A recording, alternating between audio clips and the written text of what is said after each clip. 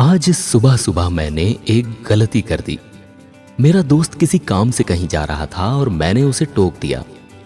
उसे तो बुरा नहीं लगा क्योंकि वो ये सब नहीं मानता, लेकिन मुझे बहुत बुरा लगा।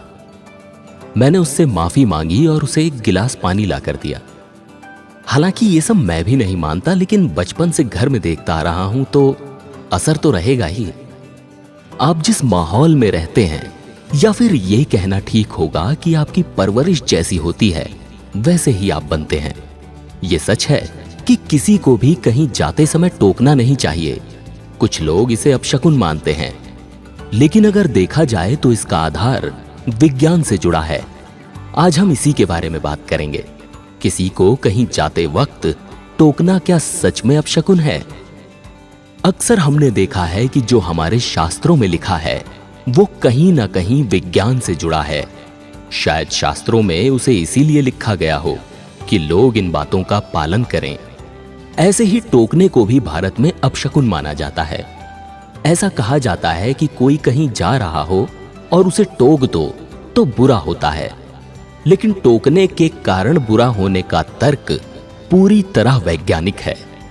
मनोवैज्ञानिकों के अनुसार जब भी आप किसी काम के बारे में सोचकर बाहर निकलते हैं तो आपका दिमाग हर प्रकार से उसी को पूरा करने की योजना बनाने में डूबा होता है।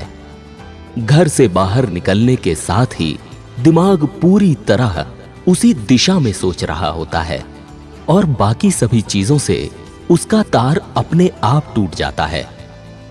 इसमें कई बातें हो सकती हैं, जैसे कैसे जाना है, समय कितना हो रहा है, पहुंचने में कितना समय लगेगा और वहां पहुंचकर काम कैसे शुरू करना है। लेकिन उस समय जैसे ही कोई उसे टोक देता है तो सोच में अचानक बाधा उत्पन्न होती है। व्यक्ति अचानक पीछे मुड़ता है और उसके साथ ही दूसरी बातों को समझने की कोशिश करता है।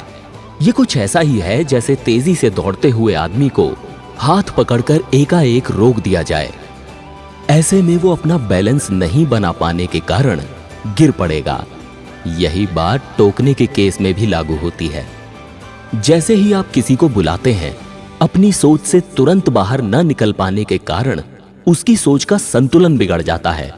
उसे गुस्सा आता है और ऐसे में अभी तक सोची सभी चीजें वो लगभग भूल सा जाता है। एक बार दिमाग डिस्टर्ब होने से उसे काम में सफलता नहीं मिलती क्योंकि उसका ध्यान भटक चुका होता है। कई मामलों में लोगों का एक्सीडेंट भी हो जाता है, तो कई मामलों में लोग उस काम को उस दिन कर ही नहीं पाते। इसका एकमात्र कारण होता है कि दिमाग को उसकी गति और लक्ष्य से रोकना। यही कारण है कि ऐसी धारणा धीरे धीरे एक मान्यता में बदल गई। अनुभव के आधार पर लोगों ने यह महसूस किया कि ऐसा करने पर काम सफल नहीं होता, कुछ ना कुछ रुकावट हो ही जाती है।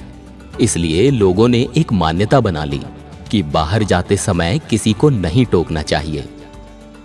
सनातन धर्म से जुड़ी ऐसी ही रोचक और ज्ञानवर्धक जानकारियां हम आपके लिए लाते रहेंगे, और वीडियो अगर आपको पसंद आया हो तो इसे शेयर करना ना भूलें।